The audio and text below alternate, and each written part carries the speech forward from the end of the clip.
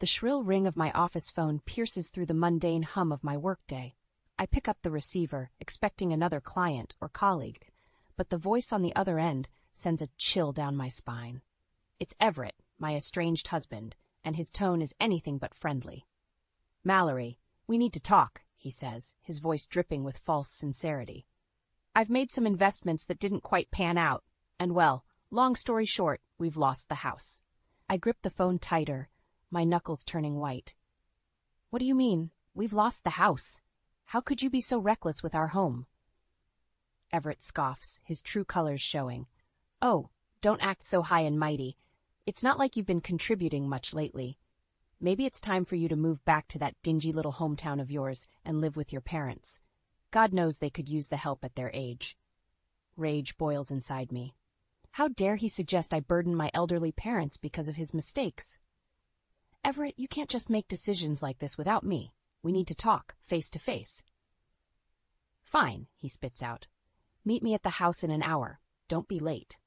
The line goes dead, and I'm left standing there, the dial tone echoing in my ear.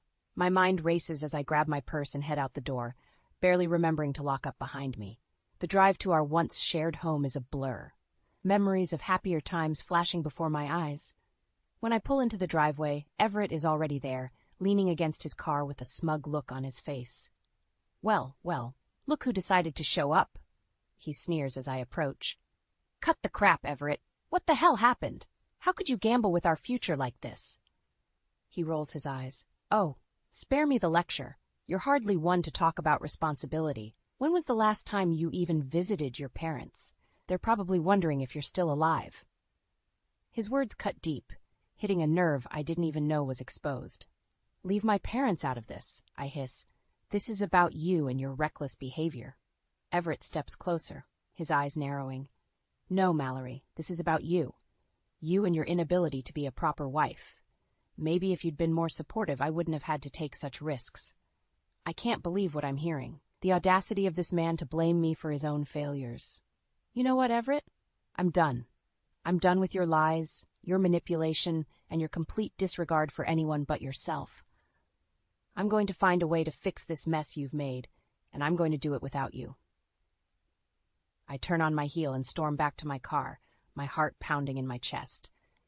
As I peel out of the driveway, I catch a glimpse of Everett in the rearview mirror, his face contorted with rage. But I don't care. I have a new mission now, one that will take me back to my roots and force me to confront the ghosts of my past. I will protect my parents from Everett's twisted games, no matter what it takes. As I merge onto the highway, the city skyline fading in the distance, I feel a sense of determination wash over me. I may be heading back to my hometown, but I'm not the same scared little girl who left all those years ago. I'm a woman on a mission, and heaven help anyone who tries to stand in my way.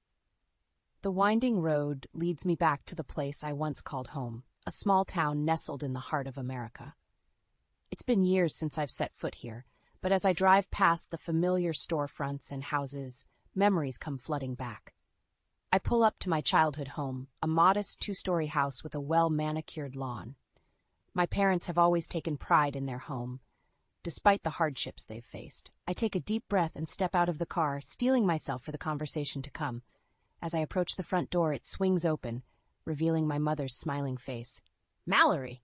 What a wonderful surprise," she exclaims, pulling me into a warm hug.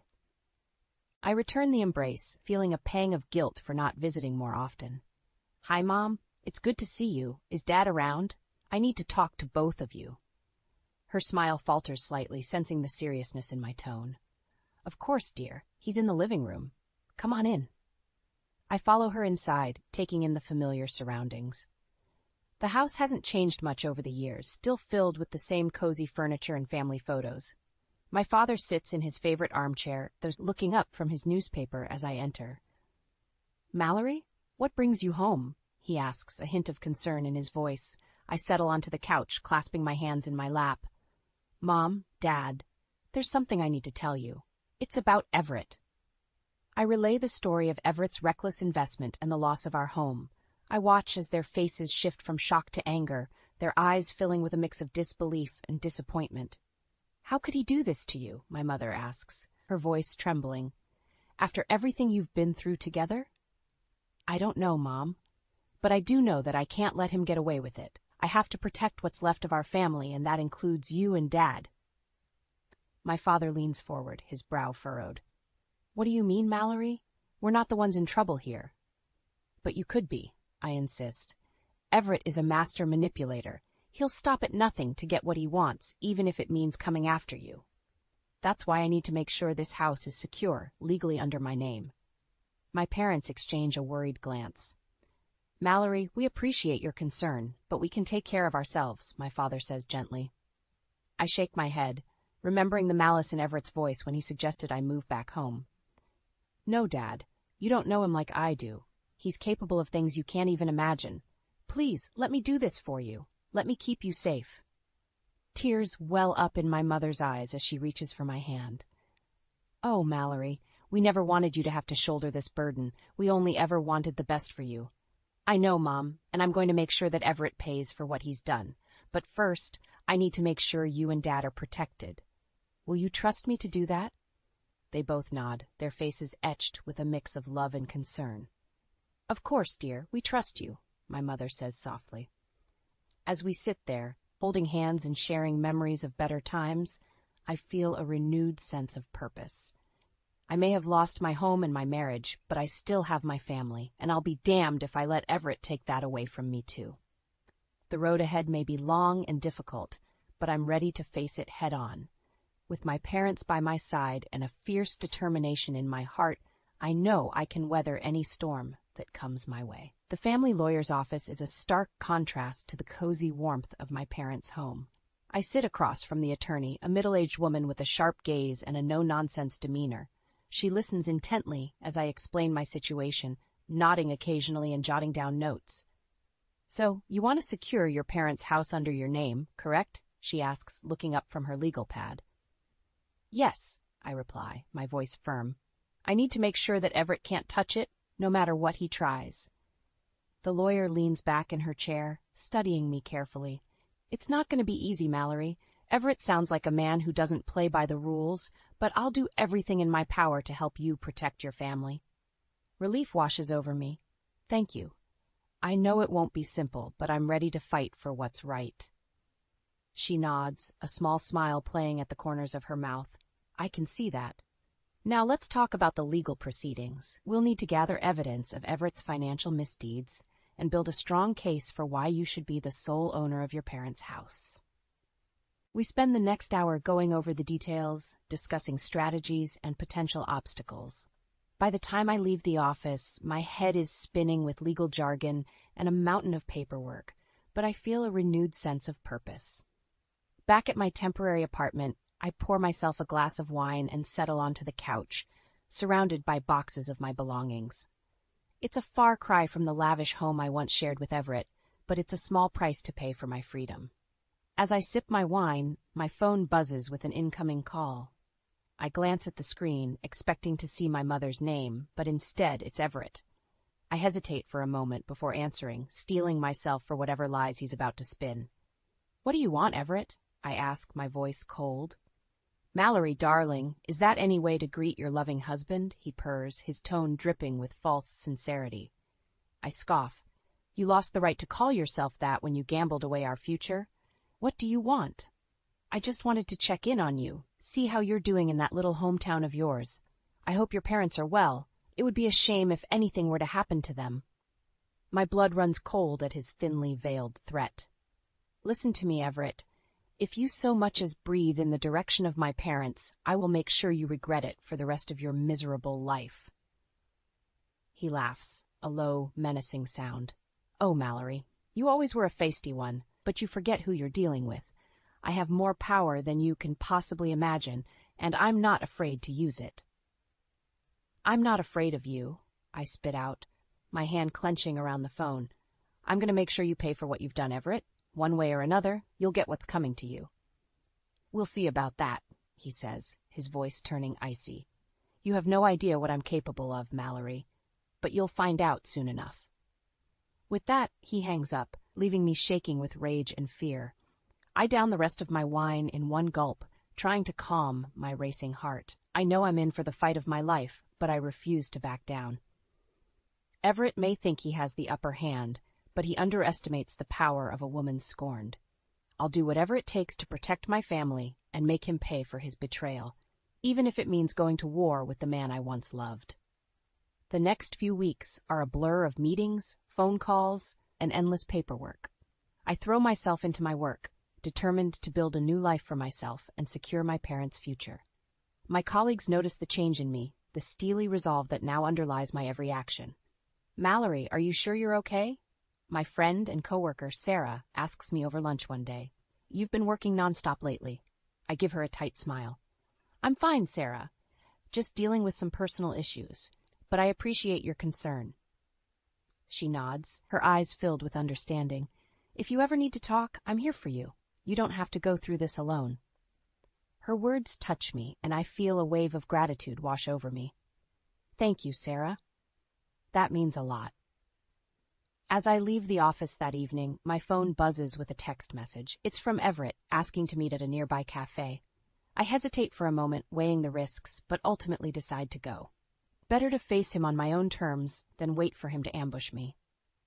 When I arrive at the cafe, Everett is already there, sitting at a corner table with a smug smile on his face. I take a deep breath and approach him, my head held high. "Mallory, so good of you to join me," he says, gesturing for me to sit down. I remain standing, my arms crossed. "What do you want, Everett?" "I thought I made it clear that I don't want anything to do with you."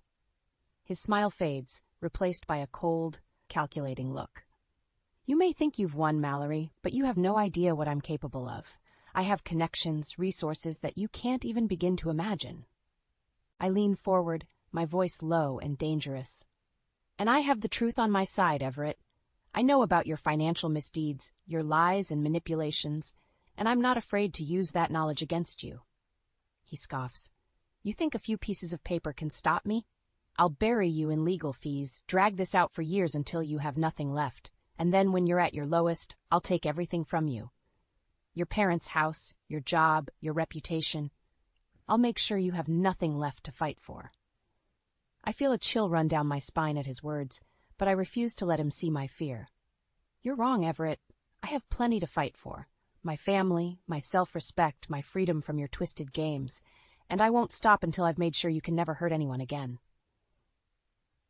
With that, I turn and walk away, my heart pounding in my chest. I can feel Everett's eyes boring into my back, but don't look back.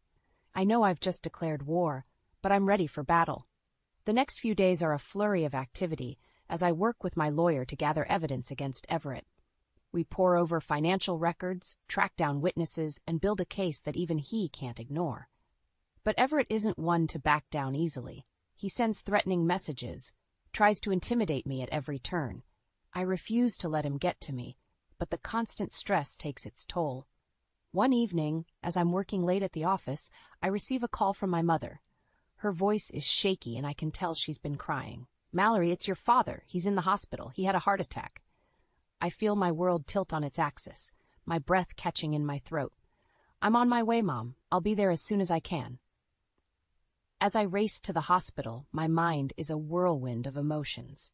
Anger at Everett for causing this stress, fear for my father's health, and a grim determination to see this fight through to the end. I won't let Everett win.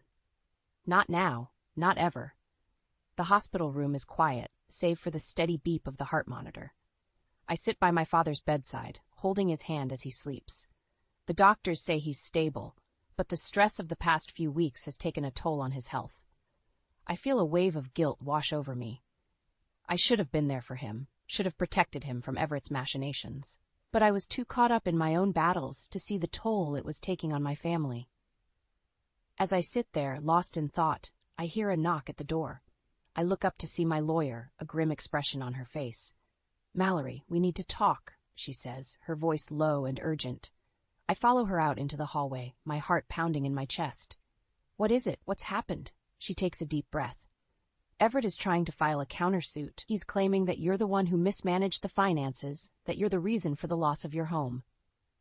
I feel my blood run cold. That's absurd. He's the one who gambled away our future, not me. She nods. "I know, Mallory, but he's got a team of lawyers behind him, and they're going to do everything they can to make this stick. We need to be prepared for a fight. I clench my fists, anger coursing through my veins. I'm ready. I won't let him get away with this. We spend the next few hours going over our strategy, gathering evidence to refute Everett's claims. By the time we're finished, I'm exhausted but determined. I head back to my father's room, only to find Everett standing by his bedside.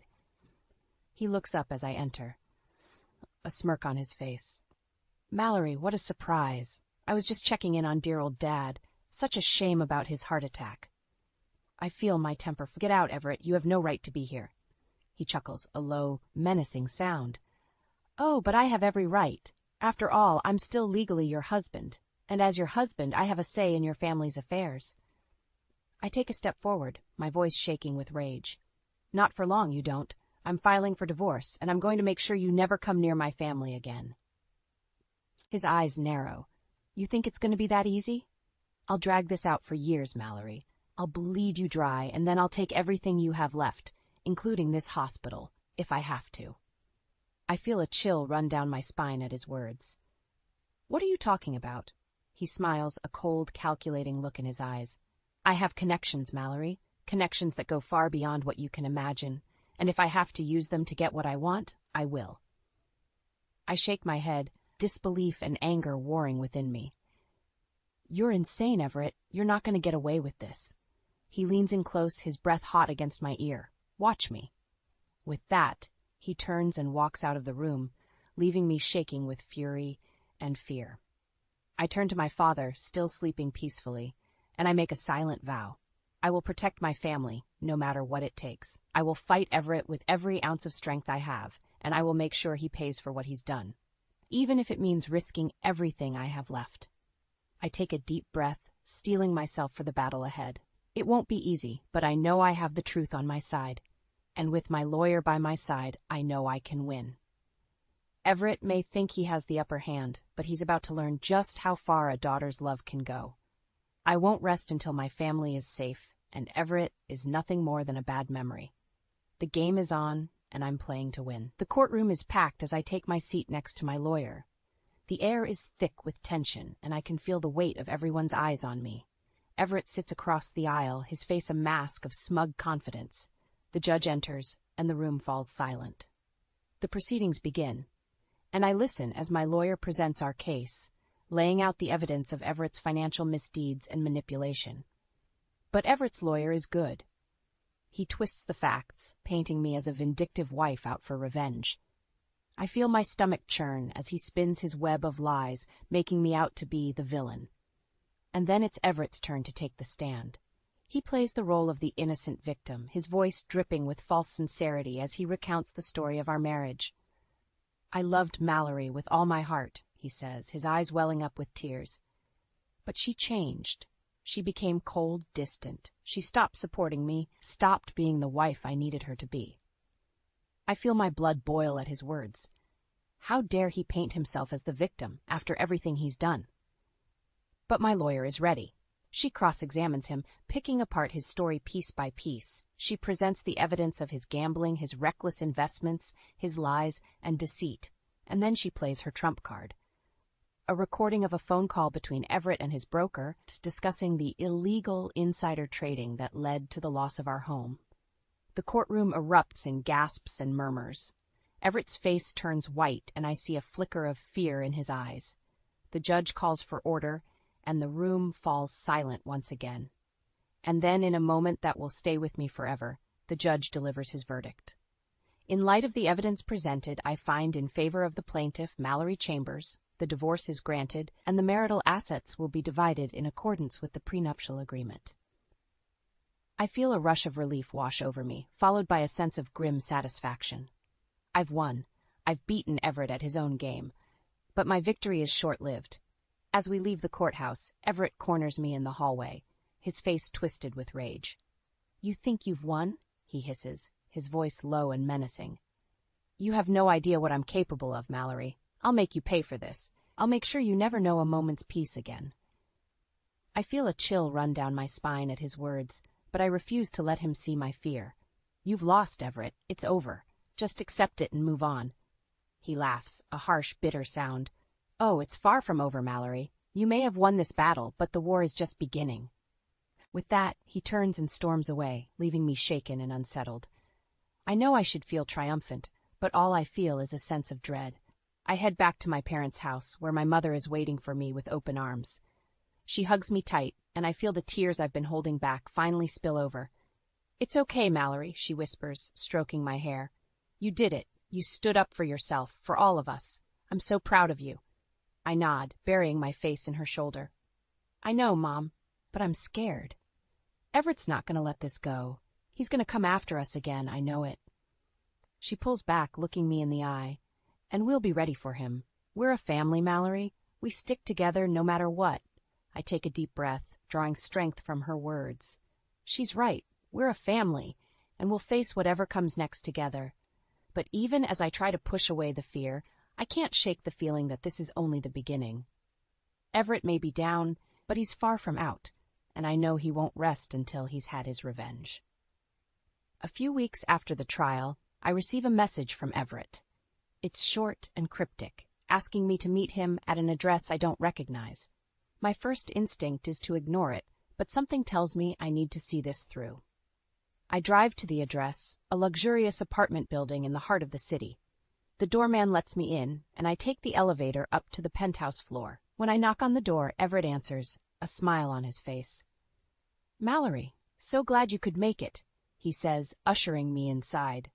"I have something I want to show you." I follow him into the living room, where a stack of papers sits on the coffee table. He picks them up, handing them to me with a flourish. "I think you'll find these quite interesting," he says, his voice dripping with self-satisfaction. I look down at the papers, my heart sinking as I realize what they are. They're the deed to my parents' house, signed over to Everett. "What is this?" I ask, my voice shaking with anger. "What have you done?" He laughs, a cruel, mocking sound. "Oh, Mallory, did you really think I'd let you win that easily? I told you I have connections, and those connections were more than happy to help me convince your parents to sign over their house." I feel like I've been punched in the gut. "You bastard, how could you do this? How could you manipulate my parents like that?" He shrugs, a smirk on his face. "It was easy. They're old, vulnerable, they trusted me, and now their house belongs to me." I shake my head, disbelief and rage warring within me. "You won't get away with this, Everett. I'll fight you. I'll find a way to undo this." He steps closer, his face inches from mine. "You can try, Mallory, but you'll fail, just like you always do. You're weak, pathetic. You never had what it takes to play in the big leagues." I feel something snap inside me. Before I know what I'm doing, I'm swinging my fist, connecting with his jaw with a satisfying crack. He stumbles back, his eyes wide with shock, and then he's coming at me, his face twisted with rage. We grapple, trading blows and insults. I pour all my anger, all my pain into every punch, every kick. But Everett is stronger, and soon he has me pinned to the ground, his hands around my throat. "You stupid bitch," he snarls, his face red with exertion. "You think you can beat me? I own you, Mallory. I own your parents, your life, everything." I struggle against his grip, black spots dancing in my vision, and then, just as I think I'm about to pass out, I hear a voice. "Get off her, Everett. It's over." Everett looks up, his grip loosening, and there, standing in the doorway, is his brother Nathan. "Nathan?" Everett says, his voice confused. "What are you doing here?" Nathan steps into the room, his face grim. "I'm here to stop you, Everett. I know what you've done, how you've manipulated Mallory and her parents, and I'm not going to let you get away with it." Everett stands up, his face twisting into a sneer. "You don't know what you're talking about, Nathan. This is none of your business." But Nathan isn't backing down. "It is my business, Everett, because you've used my name, my reputation to get what you want, and I won't stand for it anymore." He turns to me, holding out a hand to help me up. "I'm sorry, Mallory. I should have seen what he was doing sooner. But I'm here now, and I'm going to make this right." I take his hand, pulling myself to my feet, and as I stand there, bruised and battered but still standing, I feel a flicker of hope.